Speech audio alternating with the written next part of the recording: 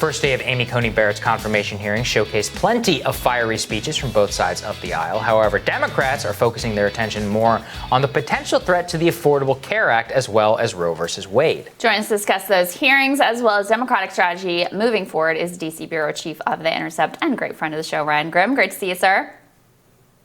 And great to see you. Good to see you, Ryan. Of course. Take us through what happened yesterday, what we expect today, and what has been sort of the operating Democratic tactic that we've seen thus far. Well, Democrats telegraphed, from the very beginning that they were going to, make this hearing about the same thing that they made the 2018 midterms about, at least from their perspective, which was the Affordable Care Act. The biggest success that Democrats had in 2017 was saving the ACA from repeal. And they saw how that brought so many volunteers and so much energy out into the field and then helped carry them to their majority in the House in 2018, that they have just gone back to that well over and over and over again. And in this case, there is some legitimacy to it in the sense that a week after the election, the Supreme Court is scheduled to hear a case that challenges the constitutionality of not necessarily the constitutionality, but the legitimacy of the Affordable Care Act now that the mandate has been stripped out. The problem, though, is that Congress could fix it with a one-line amendment to a budget bill or a spending bill that's moving through Congress. So it's not the kind of serious challenge that was leveled against it when Roberts upheld it as constitutional. But they're trying to make the most electorally out of this as they can, and you're seeing Senate races tighten all across the country: South Carolina, Kansas, Alaska, Iowa. All of these places are now competitive that weren't before. And, that's what Chuck Schumer, cares about more than anything else. Yeah, I think it's interesting, Ryan. It's one of the few times I've seen the Democrats actually pursue quite an effective strategy here. And they're very, even Biden. I mean, everybody down the line, they're going all in on the ACA. Of course, they're not talking about what you have discussed. I mean, do you think it'll be as politically successful as it was in 2018? Well, the political success is being had by Republicans who are about to have a 2/3 supermajority on the Supreme Court. And then the question then becomes, if the Supreme Court with Amy Coney Barrett on it does it do what Democrats warned they were going to do, then does that drain a lot of energy around the Democratic argument that they need to rebalance the court and reform it and add justices on the Supreme Circuit and district court level? So I think you're right that it's probably effective at the margins in these Senate elections around the country, and probably helping Biden at the margins as well. But McConnell, is playing a longer game. Mm-hmm. Yeah, I think that's well said. What do you make of the Biden team's political strategy of not answering, explicitly not answering any questions on court packing? They actually make the argument I am not going to answer that until Election Day because it plays into Donald Trump's playbook, and now we're talking about what he wants to talk about rather than this confirmation hearing and sort of the jamming through of ACB in this fairly unprecedented way. Just as a political tactic, what do you think about that?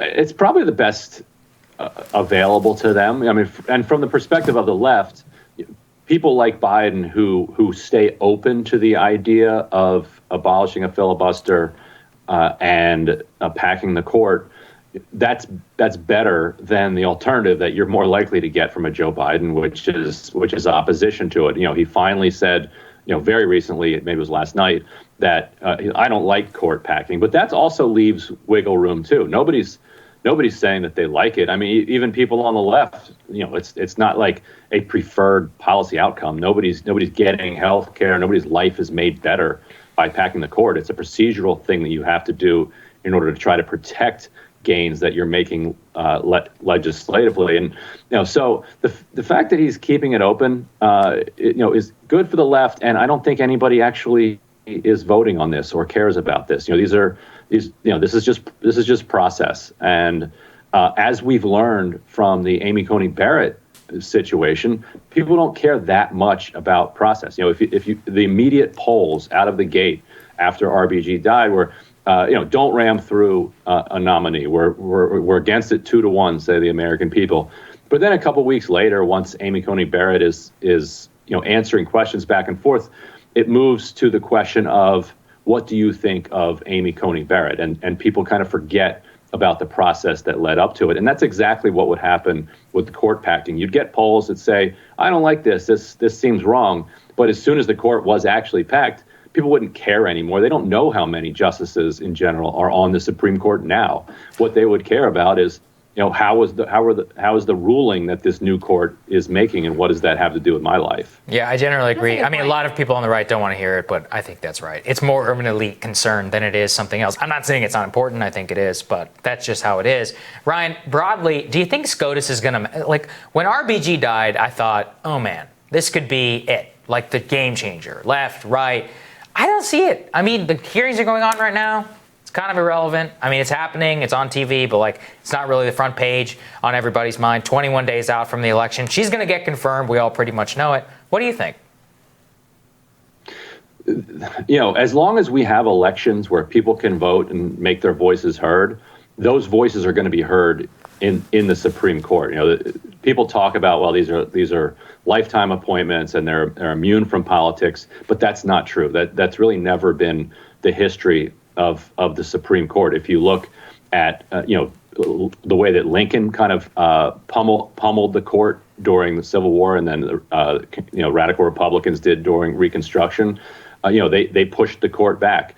When the court tried to get in the way of FDR's agenda, it was popular enough. He threatened to pack it, but just by threatening, they backed down.